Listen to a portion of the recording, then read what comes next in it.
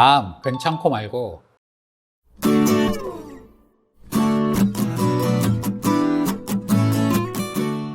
안녕하세요. 닥터 이재순의 암과 면역 이야기입니다. 오늘은 암과 관련된 비만에 대해서 두 번째로 이야기해보는 시간을 가질 텐데요.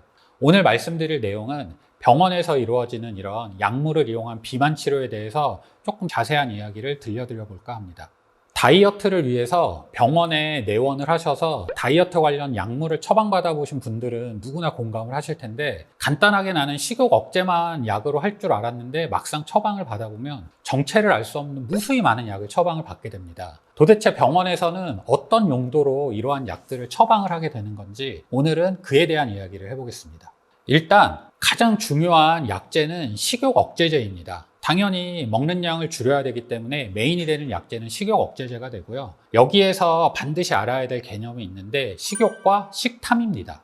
이 식욕과 식탐은 얼핏 비슷한 개념으로 생각들을 하시는데 사실 알고 보면 아주 큰 차이점이 존재를 합니다. 먼저 식욕이라는 거는 우리가 배가 고파서 먹는 모든 행위를 식욕이라고 생각을 하시면 되고요. 우리가 생활을 하려면 에너지가 필요하기 때문에 우리 몸에서 에너지 섭취를 위해 배고프다라는 신호를 보내고 우리는 음식을 섭취를 하게 되죠. 이게 식욕이라고 생각을 하시면 됩니다. 반면 식탐은 음식을 먹는 데서 오는 어떤 즐거움이나 쾌감 때문에 음식을 찾는 거를 식탐이라고 하는데요. 예를 들어 배불리 식사를 하고 식당을 나왔는데 그 앞에서 붕어빵을 팔고 있어요.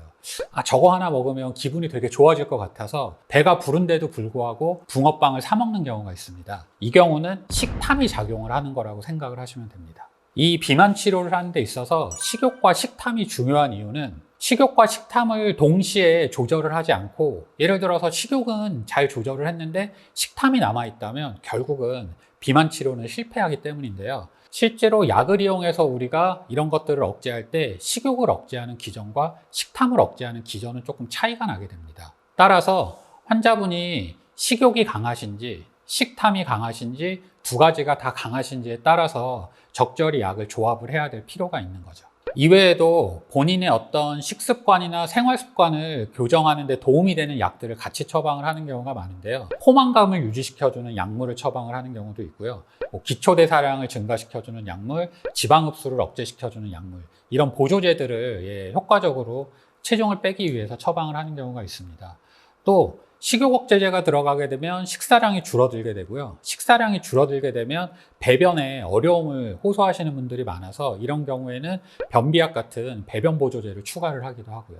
이처럼 병원에서 다이어트 약을 처방을 할 때는 초기에 여러 가지 약을 조합을 해서 처방을 하게 되고, 그러다 보니 초반에는 수월하게 체중이 빠지는 경우들이 많습니다. 이때 반드시 주의하셔야 될 사항이 있는데요. 약을 먹어서 체중이 빠진다고 편하게 생각을 하시면 안 되고 반드시 운동을 병행을 하셔야 됩니다. 우리가 식욕 억제제를 포함한 약을 이용해서 다이어트를 한다는 건 한마디로 설명을 하자면 굶어서 살을 빼는 건데요. 굶어서 우리가 살을 뺄 때는 근육이 먼저 빠진다는 점입니다.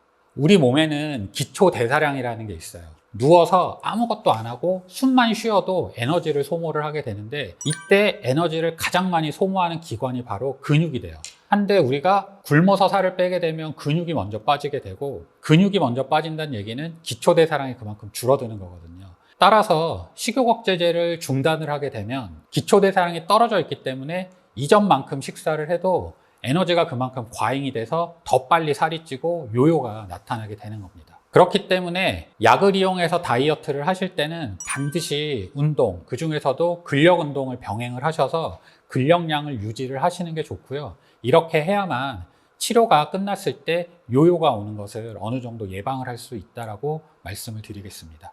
오늘은 병원에서 이루어지는 약물을 이용한 다이어트에 대한 간단한 이야기를 해보았는데요. 약만 먹으면 편하게 살이 빠질 거라고 생각을 하는 건 오산입니다.